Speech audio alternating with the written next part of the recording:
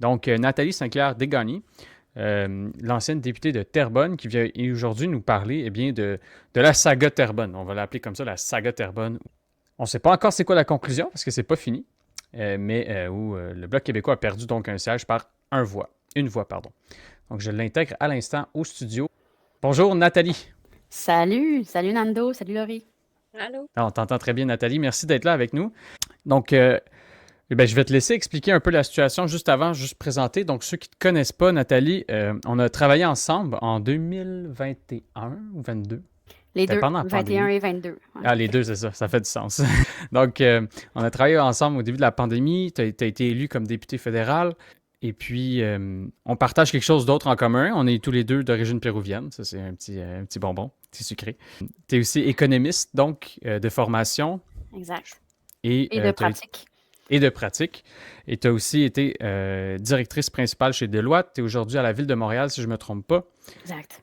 Tu as un Exact. parcours Économiste, oui, à la direction générale. T'as un parcours un peu atypique pour les souverainistes, là, les gens qui viennent du monde des affaires ou de chez Deloitte. Il me semble que ça court pas les rues dans le mouvement souverainiste.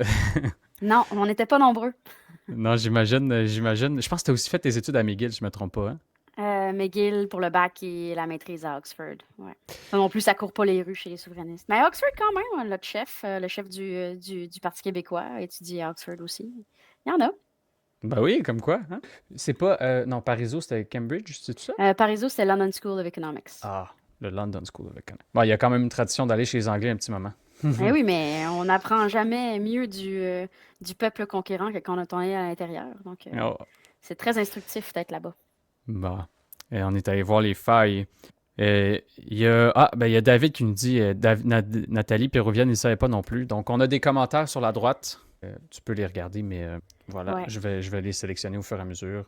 Euh, ce qu'on voulait discuter aujourd'hui, en fait, c'est eh bien la situation, hein, la saga Terrebonne, je l'ai appelée comme ça. Donc, une élection qui a été perdue, pour le moment en tout cas, par une voix. Mhm. Une voix. Je me suis dit que c'était peut-être le bon moment que tu viennes nous raconter tout ça. Donc, pourrais-tu nous expliquer en fait un peu comment s'est déroulée donc la campagne? C'est la dernière campagne qui Ouais. vient de s'achever, un peu comment ça s'est déroulé la dernière campagne puis les élections, juste pour que tout le monde comprenne bien un peu Ouais. ce qui s'est passé.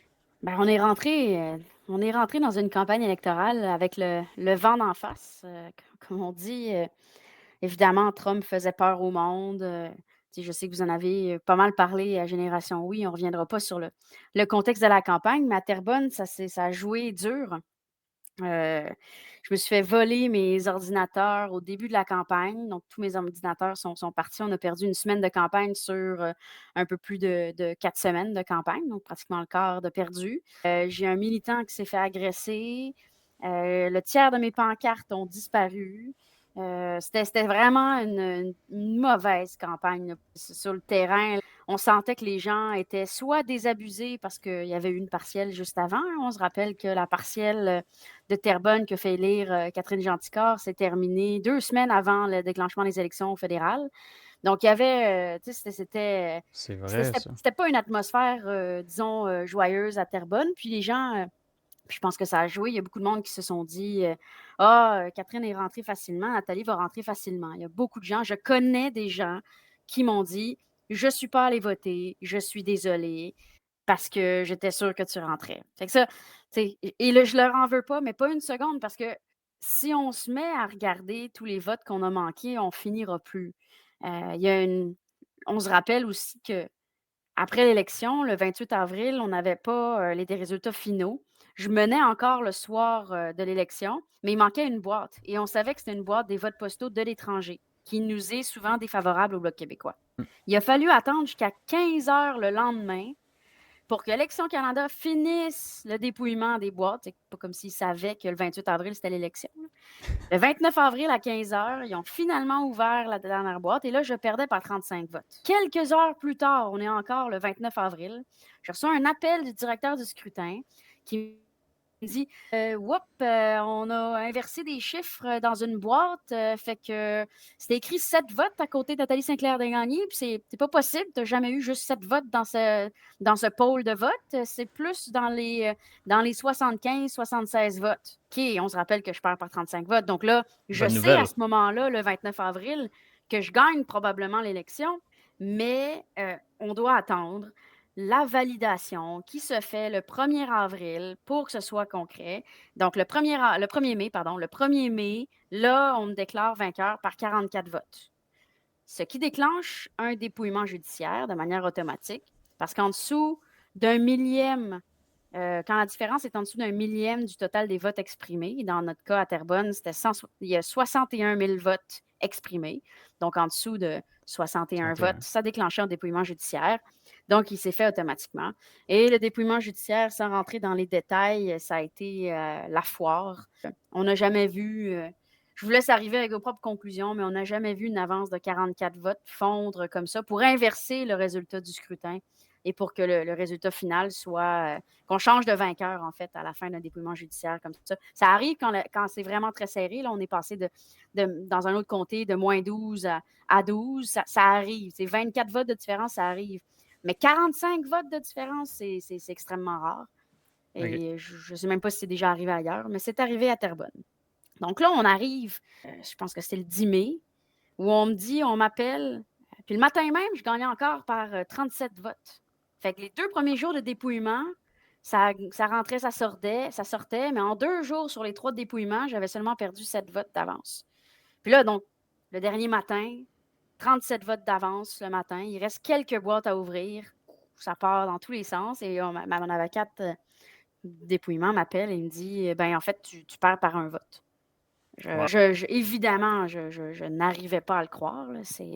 Déjà là, perdre par un vote avec ce que je savais du dépouillement judiciaire, je trouvais que c'était pas normal.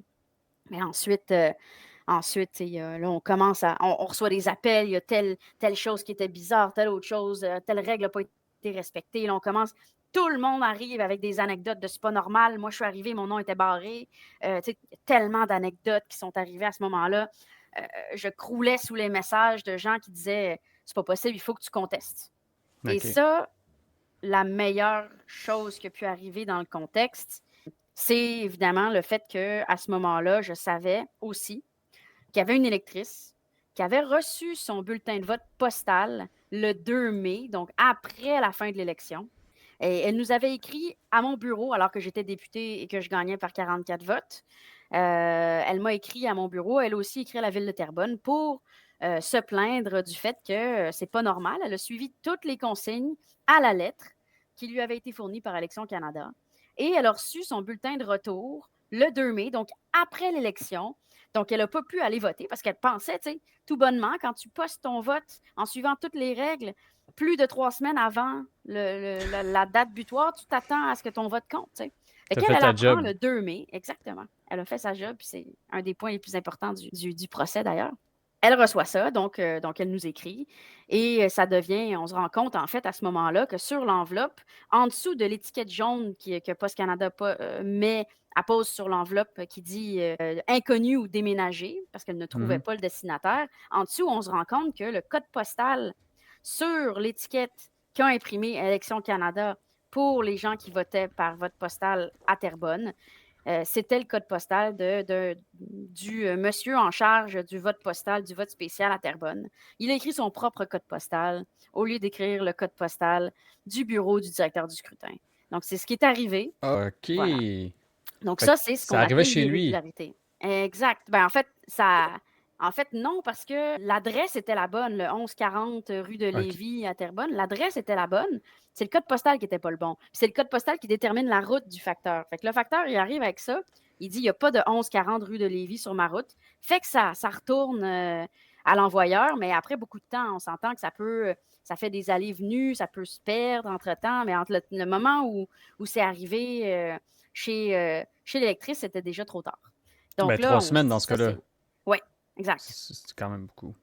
Mais c'est là, c'est l'élément qui déclencheur, si on veut. Et là, c'était sûr et certain. Quand ça s'est sorti, que ça a éclaté dans les médias, Mhm. déjà, une majorité d'une voix, c'est extrêmement rare. La dernière fois il y a eu ça au Québec en 1968, il y avait moins de la moitié du nombre de votes total. Donc, déjà là, quand on pense en proportion du vote, c'est C'est encore moins plus rare, important. là. Donc, ça, tu sais, je veux dire, c'est arrivé à cette élection-ci, un municipal, la mairesse de la Chine, au début, perdait par un vote, finalement, elle a perdu par 26 votes. Mais les gens disaient, ah, c'est cruel, c'est cruel. Mais c'est pas la même chose quand il y a quelques milliers de voix que quand c'est 61 000 votes exprimés, qu'il y a eu des centaines, je pense que près de 900 votes rejetés aussi.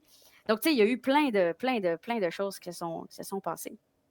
Et là, donc, on a décidé avec le Bloc québécois de faire la seule chose qu'on pouvait réellement faire à ce moment-là, qui est une contestation en bonne et due forme à la Cour supérieure du Québec. C'est une cour fédérale, même si elle s'appelle la Cour supérieure du Québec, il faut le rappeler, c'est une cour fédérale. Les Et juges sont nommés par le fédéral, si je ne me trompe pas, d'ailleurs. exactement. Et on est allé donc en cours, basé sur cette irrégularité-là, qui est l'erreur de code postal. Ce qu'on apprend ensuite, pendant les interrogatoires, moi j'ai subi un interrogatoire, pas facile, là, être interrogé hors cours, mais quand même, là, c'est pas évident, on a peur de dire des niaiseries, là. Tout ce que tu Euh, dis peut être retenu contre toi, là. et même ce soir, hein, tout ce que je dis peut être retenu contre moi.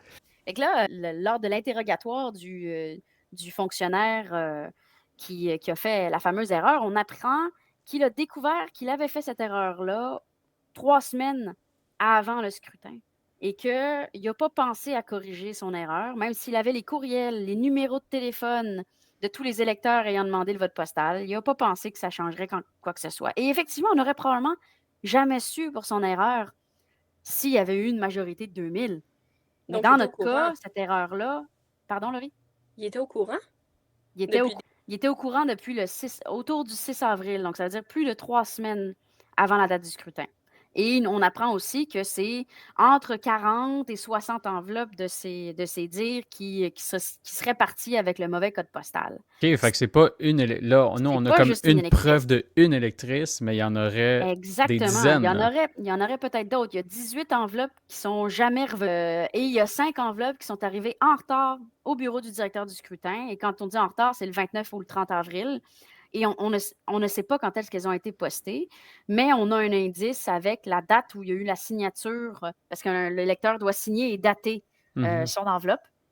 Et on pense que normalement, ça aurait pu aussi peut-être arriver à temps. Et ça aussi, mais ça, on ne le sait pas. Et probablement qu'on ne le saura jamais. On n'est pas dans une commission d'enquête. Le rôle d'une contestation judiciaire, c'est pas de faire une commission d'enquête.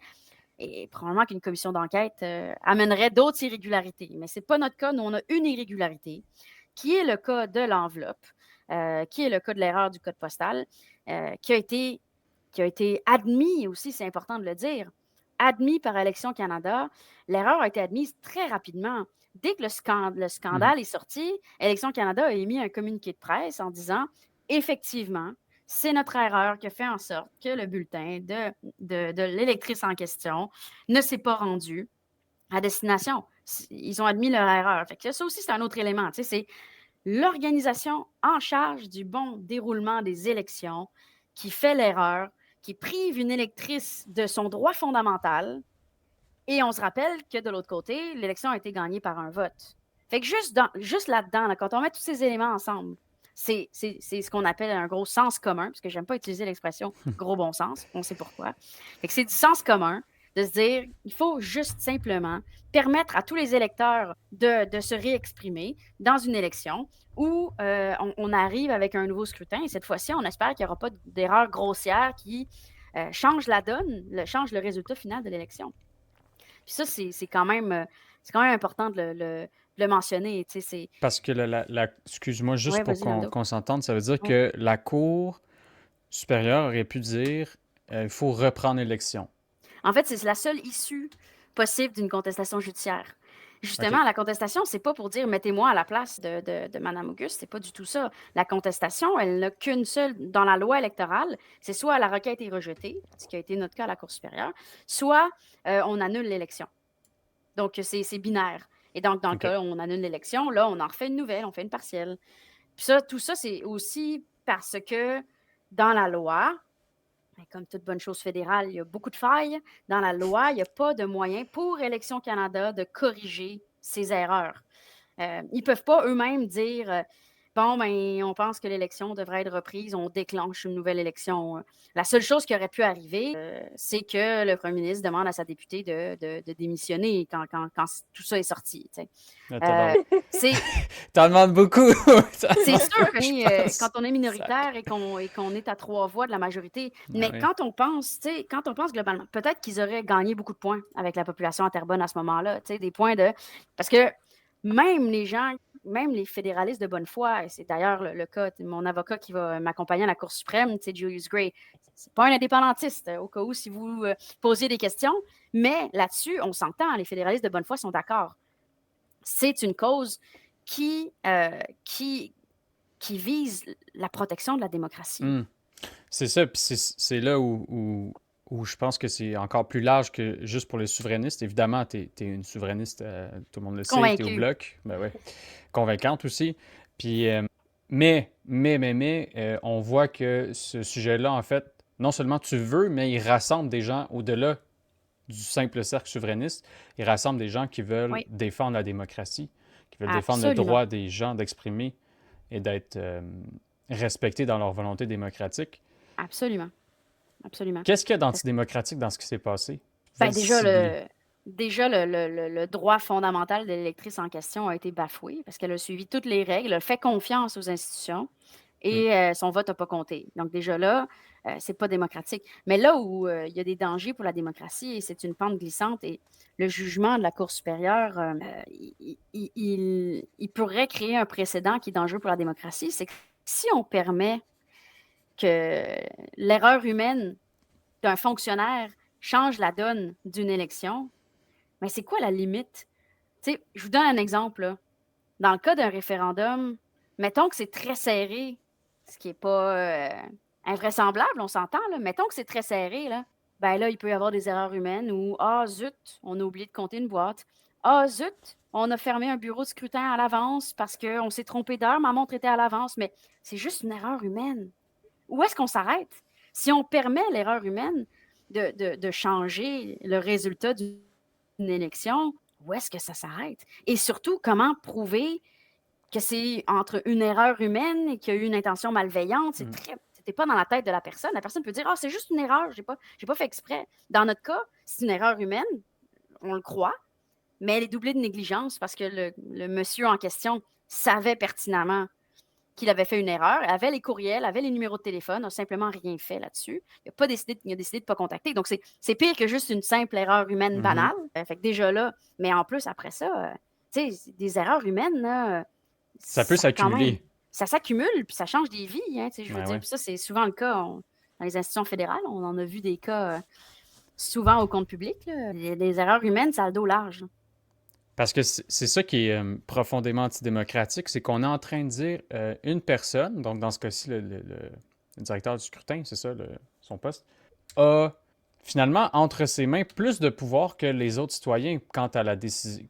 En tout cas, pas plus de pouvoir, mais plus d'impact sur le résultat d'une élection que le citoyen On lambda. pourrait, Et absolument. ça c'est Hein. profondément injuste. Ça brise l'espèce de pacte démocratique où Absolument, absolument. une Puis je dis pas personne, que une c'est le cas voix. dans Terrebonne, là, tu sais, le directeur du scrutin, moi, j'ai jamais rien eu, tu sais, là-dedans, il était même pas au courant, puis ça, c'est l'autre chose où le superviseur de point de service en question, celui qui a fait l'erreur, il a même pas avisé le directeur du scrutin, tu sais. Je veux dire, dans ces normes-là, il a absolument suivi aucune norme professionnelle convenable qu'on connaîtrait et que, tu sais, les gens qui nous écoutent, ils en ont des normes professionnelles, là. Tu fais une erreur, tu te trompes de dosage, même si c'est pas mortel sur un patient, tu es obligé de prévenir le médecin. Tu sais, tout le monde en a des normes et des obligations professionnelles, mais lui ne les a pas suivies, il n'est pas réprimandé et on n'a pas d'élection. Moi, je trouve que Mais ça se met un peu ouais. le parallèle parce que dans le fond, je sors d'une campagne municipale. Je trouve que ça fait un bon parallèle, mais d'une autre situation complètement différente où, avec ce qu'il y a eu avec la grève de Post Canada, il y a eu énormément de gens qui n'ont pas su, dans le fond, où qu'il fallait aller voter. Mettons, moi, dans mon coin, c'est une population très vieillissante. Fait qu'il y a plusieurs personnes qui n'ont pas reçu ce papier-là de Post Canada qui disaient Ah, telle journée, le 26, vous allez voter à telle place, le 22, vous allez voter à telle place. Donc, il y en a plusieurs qui ne sont pas allés voter parce qu'ils ne savaient pas où aller voter.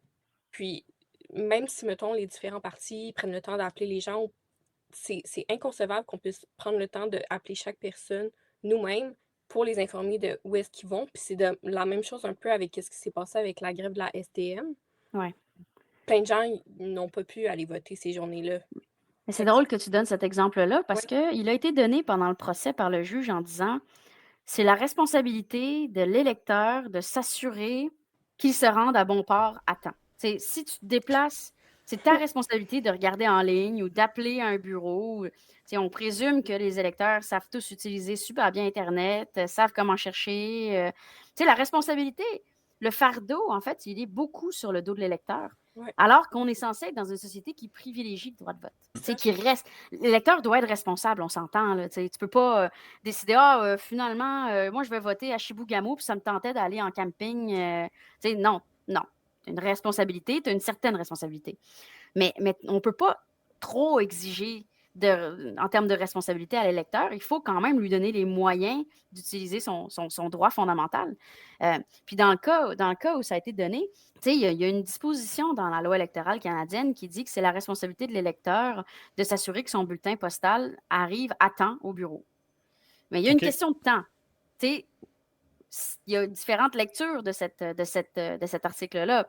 Et la lecture la plus commune, c'est poste ton enveloppe à temps.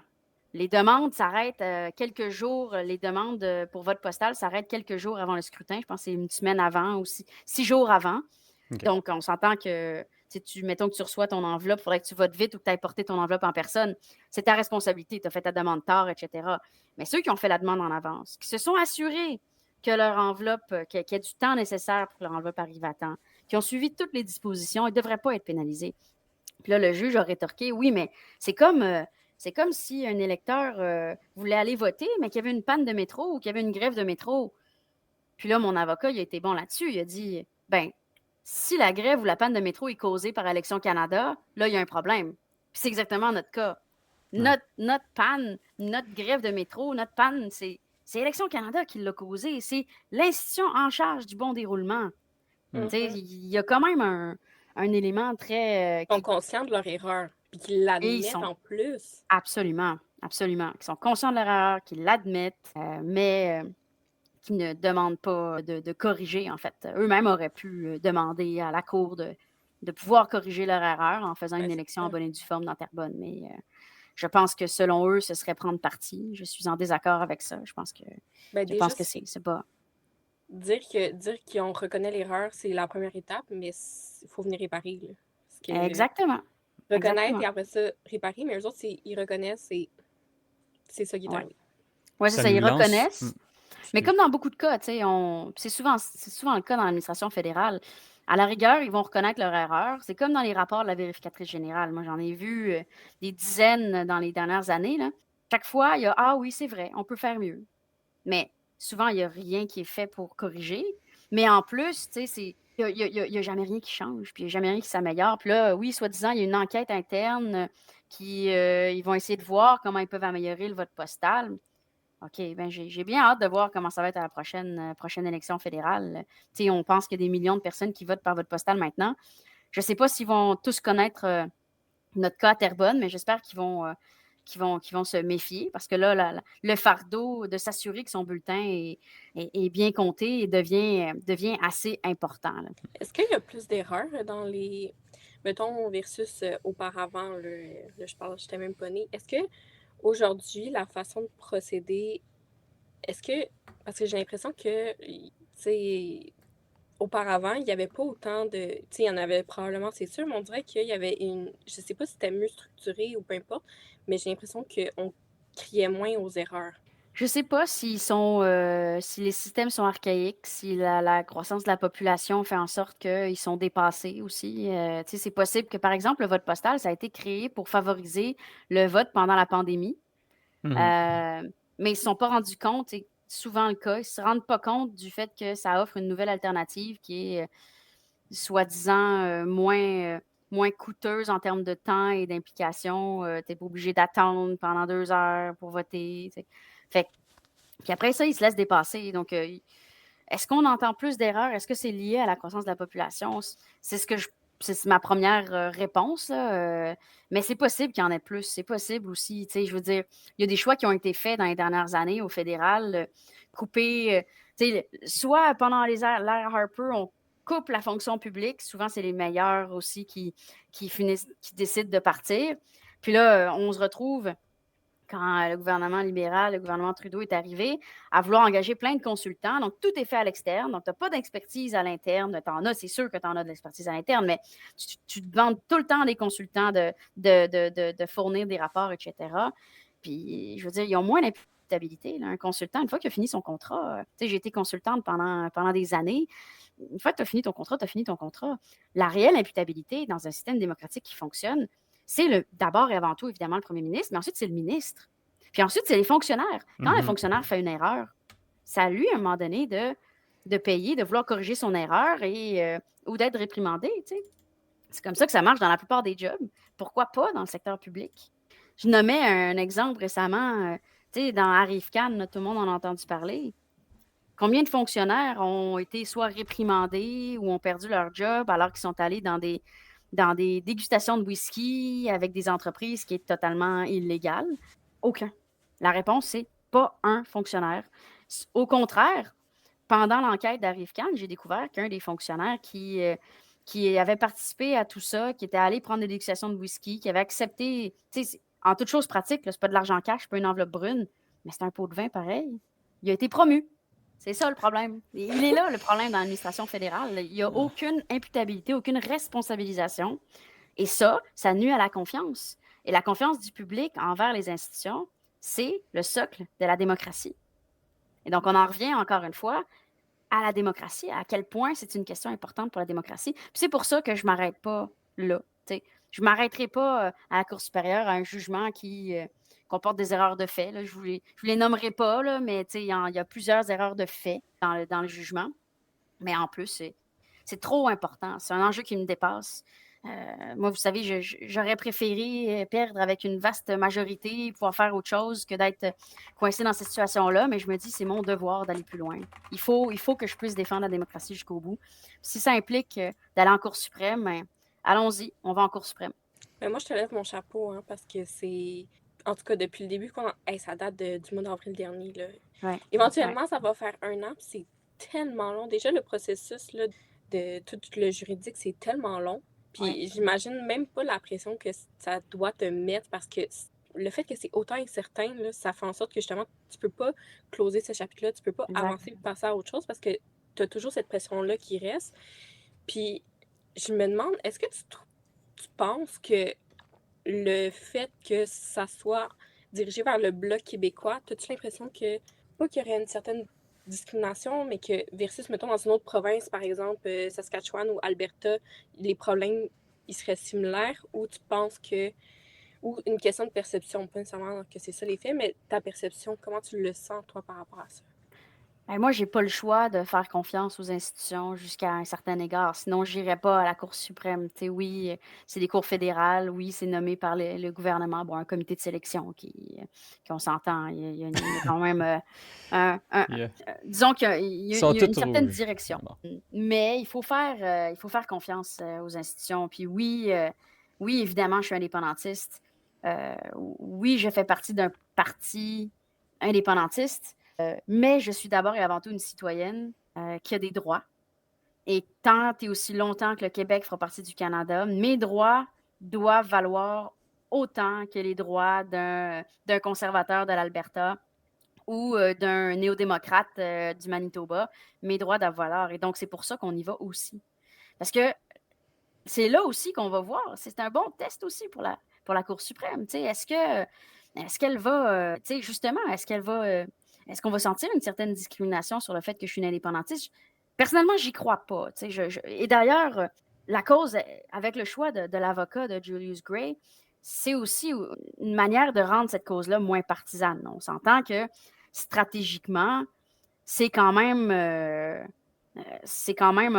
une belle alliance. C'est fédéraliste de bonne foi et souverainiste de bonne foi. On est capable non seulement de se parler, parce qu'on s'entend que pour créer un pays, il va falloir se parler. Le jour où on va tous voter, où on va voter oui, on l'espère avec une vaste majorité, qui ne pourra pas se défaire avec une erreur humaine.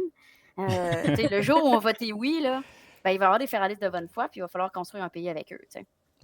C'est bon de s'allier pour des questions aussi importantes que la démocratie, puis c'est notre cas en ce moment. C'est ça qu'on voit, puis on est, bon, je suis évidemment très partie prenante, mais on est tous, il faut tous être partie prenante de cette question-là. Il faut tous, dans la mesure du possible, s'engager, puis c'est pour ça que je suis contente d'avoir la plateforme pour parler un peu plus de ce que ça veut dire. Fait que merci de l'invitation. C'est important d'être conscient de ce qui se passe, puis de vouloir agir dans la direction, de rester aussi très alerte, parce que faut faire attention à ce qui peut se passer. Mais merci pour ça. Effectivement, nous, de toute façon, on en parle souvent de démocratie. On est des partisans de plusieurs réformes qui pourraient, disons, on croit en tout cas, là, vivifier la démocratie québécoise. Mais c'est sûr qu'un des piliers de la démocratie, ça reste le droit, c'est-à-dire la capacité à faire valoir ses arguments de façon pacifique. Absolument. Donc, merci pour ce combat-là. On se rappelle, pour résumer, donc, que là, ça s'en va à la Cour suprême, Exact. où, avec ton avocat, Julius Gray, vous allez faire valoir, finalement, qu'il y a des erreurs dans le jugement qui a été fait à la Cour supérieure. Exact.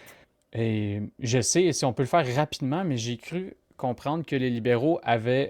tu as parlé tantôt, tu sais, Mark Carney aurait pu être bien gentleman puis dire à sa députée, veux-tu donner une deuxième chance à la démocratie? Il l'a pas fait. Moi, ça ne m'étonne pas beaucoup du personnage, là, de ce que j'en comprends, puis de ma lecture du bonhomme, mais...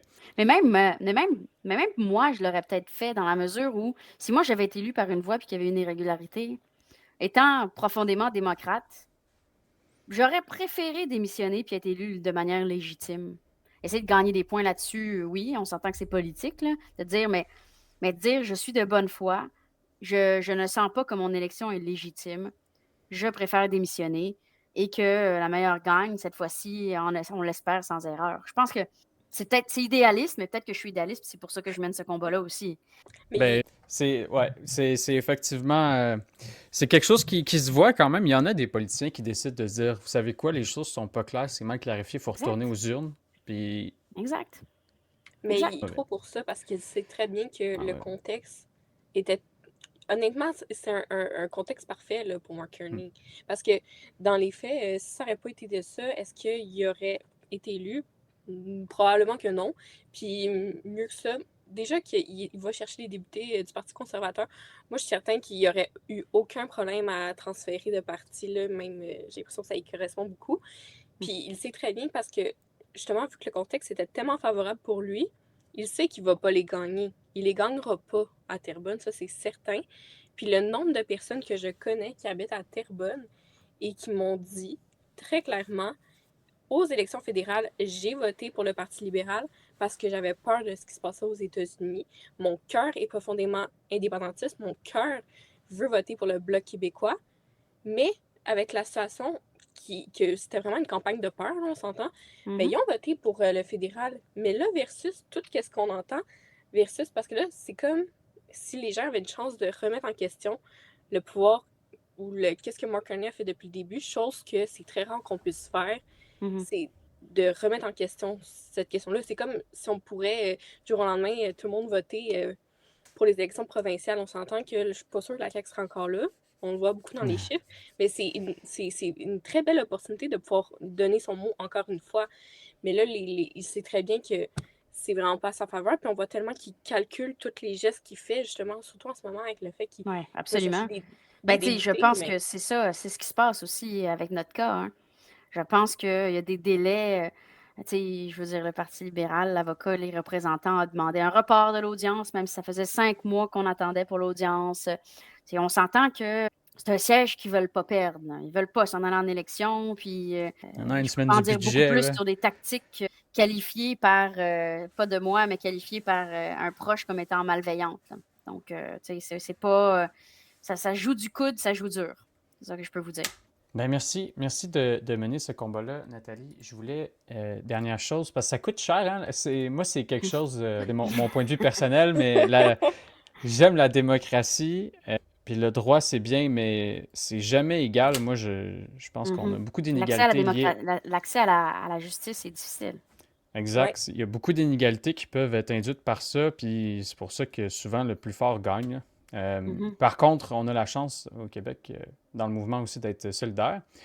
Donc, le Bloc a décidé de ne pas donc, poursuivre. Même s'ils appuient la cause, là, ils Ouais, appuient ouais. Mais en mais ils ne termes mettront pas. monétaires, c'est très cher. C'est combien d'aller à la Cour suprême? Ben, en fait, c'est difficile d'estimer à ce stade-ci les coûts. Puis d'ailleurs, c'était très difficile d'estimer, mais à la Cour supérieure, on était dans les centaines de milliers. Puis ça, c'est de l'argent des membres, hein. C'est de l'argent parce qu'il n'y a pas de financement public au fédéral. Fait que ça coûte cher. Ça va être c'est une décision crève-cœur, mais je la comprends. Donc, en fait, c'est moi qui vais personnellement assumer les frais de la Cour suprême. C'est comme je dis, ça m'est tombé dessus, j'ai pas Gros trop le fardeau. choix, j'y vais. Ben oui, c'est un gros fardeau financier, mais tu sais, me connaissant, je n'aurais pas été capable de me regarder dans le miroir en me disant j'accepte un jugement de la Cour supérieure du Québec qui, pour moi, est truffé d'erreurs. Je peux pas accepter ça.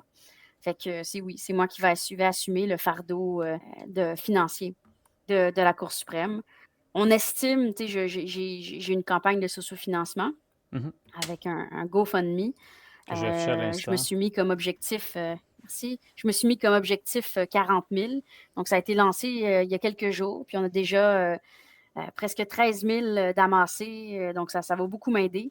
On s'entend que tout ce qui pourra être amassé va pouvoir être utilisé pour, notamment on parle des frais fixes parce que Maître Gray et son cabinet ont accepté de réduire leurs tarifs, là, ce qui est très, très apprécié. Ils sont vraiment très, ils appuient vraiment beaucoup la cause, donc ils le font en bonne foi. Mais les frais fixes de la Cour suprême, ils ont des exigences qui datent, je pense, qui datent pas d'hier, comme l'impression d'une vingtaine de copies reliées dans d'une certaine manière, là. C'est des frais. Se rendre à Ottawa pour plaider, c'est des frais. Il y a plein de... Les huissiers pour rendre les documents papier en personne, c'est d'autres frais. Fait que tout ça, ça va coûter dans les dizaines de milliers de dollars. Donc, évidemment, je demande l'appui notamment des indépendantistes, mais même dans certains cas, des fédéralistes de bonne foi, parce que c'est une question de démocratie. Donc, j'appelle à votre soutien. Mais l'appel sera, espérons-le, entendu. Sinon, si vous n'avez pas les moyens, n'hésitez pas à partager. Partagez la vidéo, mettez un pouce. Envoyez-la à des gens qui n'ont peut-être pas compris ce qui se passe. L'information, c'est ça qui nous rend, qui fait de nous des meilleurs citoyens, puis c'est un peu ce qu'on fait ici à Génération Oui. On pense que c'est un sujet important pour notre démocratie.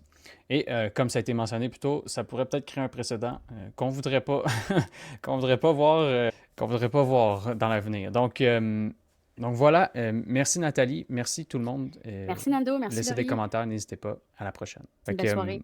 Mais merci encore Nathalie, puis on te réinvite pour parler du manque d'imputabilité fédérale, c'est sûr, parce que c'est un sujet il y en a là. C'est 30 heures, ça, c'est ça? C'est le projet 30 heures, on va ressortir toutes les cochonneries qui se passent là-bas. Ça marche. Bonne soirée. Salut. Bye, merci.